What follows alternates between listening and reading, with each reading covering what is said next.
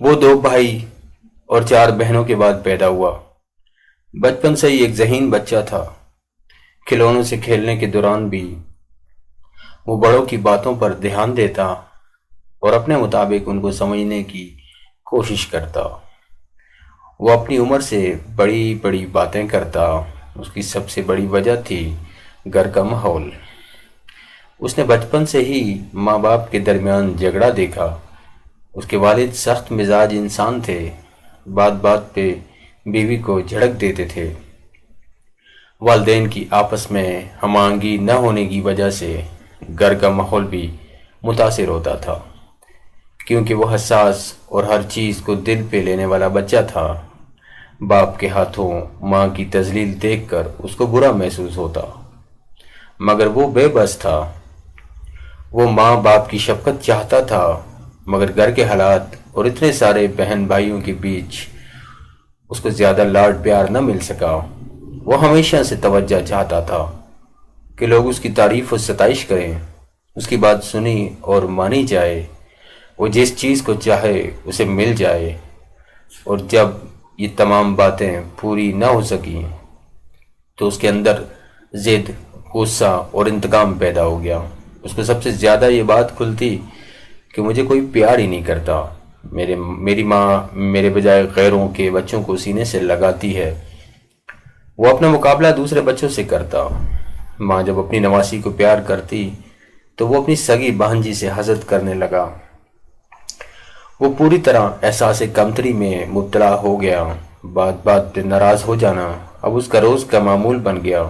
کبھی کھانا نہیں کھانا، کبھی دوستوں کے ساتھ بن بتائے چلے جانا۔ اب وہ جوانی کی دہلیز پر آ پہنچا۔ اس کا مزاج کافی کڑوا ہو گیا تھا۔ اس کی یہ عادت بن چکی تھی کہ جس کام کو لوگ اسے منع کرتے وہ دل میں ٹھان لیتا کہ میں تو یہی کروں گا۔ اکثر ایسا وہ ضد میں کرتا۔ شادی کے معاملات ہوئے تو گھر والوں نے اپنی پسند سامنے رکھی، مگر وہ ان تمام لوگوں کو بچپن سے ہی ناپسند کرتا تھا، کیونکہ اس کے حصے کی محبت تو بھانجی اور دیگر کزنز کو مل گئے تھے۔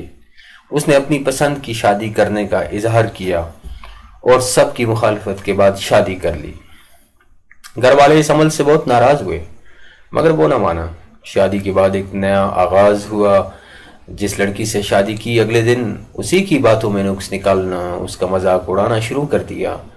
وہ اس قدر تند مزاج تھا کہ ابتدا سے ہی اس کی بیوی سے نہ بنی۔ ظاہر ہے جس کی ماں باپ بہن بھائی سے کبھی نہ بنی تو بیوی سے کیسے بنتی۔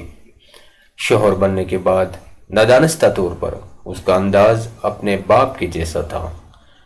وہ بیوی سے ویسا ہی سلوک کرتا جیسا اس کا باپ اس کی ماں سے کیا کرتا تھا۔ بات بات پہ کیڑے نکالنا، لوگوں کے سامنے تذلیل کرنا اس کا روز کا معمول تھا۔ اپنی ہر ناکامی پر وہ بیوی کو ذمہ دار ٹھہراتا۔ اس کو لگتا کہ اس کی زندگی میں جو مسائل ہیں وہ بیوی کی بری قسمت کی وجہ سے۔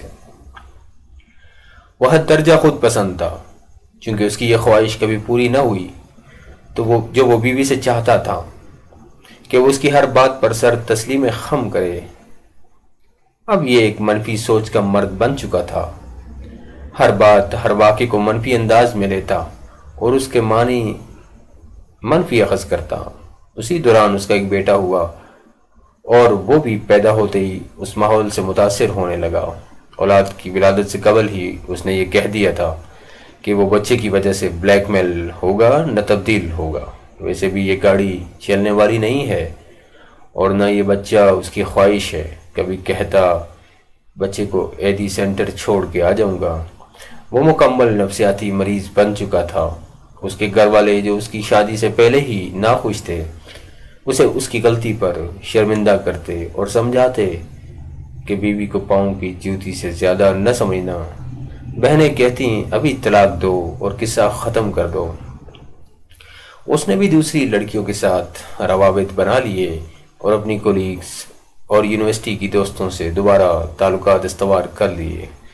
اب وہ کسی بہانے کا منتظر تھا۔ کردار اس کا خراب تھا، مگر شک بیوی پہ کرتا۔ بیوی کا فون چیک کرتا، اس کو تالے میں بند کر کے باہر جاتا۔ اس نے بنا ثبوت گھٹیا قسم کی الزام تراشیاں شروع کر دیں، معصوم بچے کے سامنے شور شرابہ کرتا جس سے بچہ سہم جاتا۔ 2 سال ساتھ رہنے کے باوجود جب اسے کوئی بڑی وجہ نہ ملی تو اس نے بیوی کے کردار پر انگلی اٹھائی اور بیوی کو طلاق دے دی۔ طلاق کے بعد وہ خود کو پرسکون اور حشاش وشاش محسوس کرنے لگا، کیونکہ وہ جانتا تھا کہ نحوست اس کی زندگی سے جا چکی ہے اور اب وہ آزاد پنچھی کی طرح فضاؤں میں اڑے گا۔ اس کا بیٹا ماں کے پاس تھا جو اس کو گوارا نہ تھا، گو کہ وہ بچے کی ذمہ داری اٹھانا نہیں چاہتا تھا، مگر سابقہ بیوی کو سبق سکھانے اور ذلیل کرنے کے لیے فیملی کورٹ میں کسٹڈی کیس کر دیا جو وہ ہار گیا۔ اس کے بعد ڈسٹرکٹ اینڈ سیشن کورٹ، پھر ہائی کورٹ اور آخر میں سپریم کورٹ میں کیس کیا، مگر یکے بعد دیگرے وہ تمام کیس ہارتا گیا۔ ہارنا اس نے سیکھا نہیں تھا، تو اس نے اس بار پولیس کو شامل کیا اور معصوم بچے کو زبردستی تھانے ملوانے کے لیے بلوایا گیا۔ ایسا وہ اولاد کی محبت میں کرتا تو بہت اچھا تھا، لیکن یہ وہی شخص تھا جو بچہ پیدا ہونے سے پہلے اس کا گلا گھونٹ کے مار دینے کی دھمکی دیتا تھا۔ ایسا وہ اس لیے کر رہا تھا کہ ہمارے معاشرے میں ایک عورت کا کورٹ کچہری کرنا مشکل امر ہے اور وکیلوں کی بھاری فیس ادا کرنا بھی آسان نہیں۔ بہرحال اس نے اپنے تئیں تمام اوچھے ہتھکنڈے اختیار کیے۔ بالآخر بیٹے نے خود ہی باپ سے ملنے سے انکار کر دیا اور اس طرح یہ چیپٹر کلوز ہو گیا۔ اس کی ماں بہنوں نے اس کو یقین دلایا کہ اس کی بیوی اس کے قابل ہی نہ تھی اور وہ اپنے چاند جیسے بھائی کے لیے چاند جیسی ہی بھابھی لائیں گی۔ اور واقعی ایک دن نہایت خوبصورت لڑکی سے اس کی شادی ہو گئی۔ وہ اپنی قسمت پہ نازاں تھا اور اپنی پہلی شادی کے فیصلے پر نادم، کیونکہ یہ شادی ارینجڈ تھی تو شروع میں ہی اس کی ماں نے اسے تنبیہ کر دی تھی کہ پرانی غلطیاں نہ دہرانا۔ در حقیقت اس کی ماں اپنے بیٹے کے مزاج کو بخوبی جانتی تھی، مگر بولتی اس لیے نہیں تھی کہ اس نے اپنی مرضی سے شادی کی تھی۔ بہرحال اس بار ماں گائے بگائے بیٹے کو اچھا شوہر بننے کی تلقین کرتی رہتی۔ دوسری بیوی بھی ذرا کم عمر اور چالاک تھی۔ وہ جانتی تھی شوہر خود پرست ہے اور اس کو کس طرح قابو میں رکھنا ہے۔ اگر جھوٹی تعریف کر بھی دے تو بدلے میں اسی کا فائدہ ہے۔ وہ اپنی بیوی پر اندھا بھروسہ کرتا تھا۔ وقت یوں ہی رواں دواں تھا کہ ایک دن وہ اپنے محلے میں ایک دوست کے گھر گیا۔ وہ تقریباً روز ہی ان کے گھر آتا جاتا تھا۔ اکثر دوست گھر پہ نہ بھی ہو تو اس کی بیوی سے ملنے چلا جاتا۔ دونوں کے درمیان اچھے خوشگوار مراسم تھے۔ اس کی بیوی اکثر اسے دوست کے گھر جانے سے منع کرتی اور ان کے درمیان جھگڑے بھی ہوتے، مگر وہ نہ مانتا۔ ایک دن حسب روایت دوست کے گھر گیا اور بھابھی سے ہنسی مذاق میں مشغول ہو گیا۔ باتوں کے درمیان پڑوسن نے اسے مخاطب کرتے ہوئے کہا، سنو، میں کئی دن سے تم سے ایک بات کہنا چاہ رہی تھی، مگر پہلے میں مکمل جانکاری لینا چاہتی تھی۔ بھابھی، آپ پہلیاں کیوں بجوا رہی ہیں؟ اس نے ہنستے ہوئے کہا۔ وہ بات یہ ہے کہ میں کئی دنوں سے بلکہ مہینوں سے دیکھ رہی ہوں کہ روز صبح تمہارے دفتر جانے کے بعد تمہاری ساس تمہارے گھر آتی ہے اور ہفتہ اتوار جس دن تم گھر پہ ہوتے ہو اس دن وہ نہیں آتی۔ پڑوسن نے گھما پھرا کر بات کا آغاز کیا، جس پر اس نے بات کاٹتے ہوئے کہا، مجھے تو اس بات کا علم ہے بھابھی۔ ہاں، مگر تمہیں یہ علم نہیں کہ ان کے ساتھ کچھ عجیب و غریب مرد بھی آتے ہیں جو کافی دیر تک تمہارے گھر میں ہی ہوتے ہیں۔ ایسا ایک بار نہیں، تقریباً روز ہی ہوتا ہے۔ شروع میں مجھے لگا کہ شاید تمہارے کوئی سسرالی رشتہ دار ہوں گے جن کو تمہاری سانس لے کر آتی ہے، مگر اب وہ مرد تنہا بھی آنے لگے ہیں، جو مجھے کافی معیوب لگا۔ پڑوسن نے ساری تفصیل اس کے گوش گزار کر دی۔ پڑوسن کی بات سن کر وہ تذبذب کا شکار ہو گیا کہ آخر وہ کون لوگ ہیں جس کا ذکر اس کی بیوی نے کبھی نہیں کیا۔ یا پھر یہ مجھے گمراہ کرنے کی کوشش کر رہی ہیں۔ اس نے پڑوسن سے اجازت طلب کی، سنو، اس بات کا ذکر اپنی بیوی سے نہ کرنا کہ میں نے یہ سب بتایا ہے۔ بہتر ہے کہ تم خود کسی دن دفتر کے اوقات میں بنا بتائے گھر آ جاؤ اور حالات کا جائزہ لو۔